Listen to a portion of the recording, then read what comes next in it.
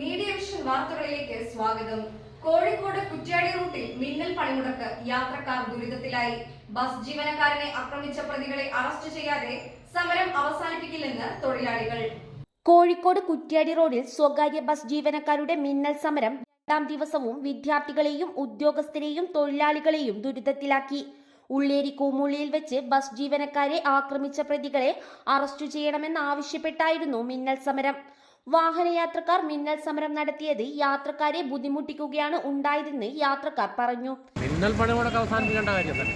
മിന്നൽ പണിമുടക്ക് ഒരു കാരണവശാലും അംഗീകരിക്കാൻ പറ്റില്ല. മുൻകൂട്ടി നോട്ടീസ് കൊടുത്ത് മാത്രമേ പണിമുടക്ക് നടത്താൻ പറ്റൂ. അല്ലാണ്ട് ഇവിടെ വന്ന് നോക്കുന്ന ആൾക്കാർക്കൊക്കെ വലിയ ബുദ്ധിമുട്ടല്ലേ. സാധാരണക്കാരും ജനങ്ങളും കുട്ടികളൊക്കെ ഇന്ന് വളരെ കഷ്ടപ്പെട്ടിട്ടാണ് പോകുന്നത്. KSRTC ബസ് അധിക സർവീസ് നടത്തുകയും വേണം. ഇത്തരം സന്ദർഭങ്ങളിൽ അധികൃതർ കൂടുതൽ ശ്രദ്ധ ചെലുത്തണം. പ്രതികളെ അറസ്റ്റ് ചെയ്യുന്നതുവരെ സമരം തുടരുമെന്ന് തൊഴിലാളികളും പറഞ്ഞു. News bureau, media vision.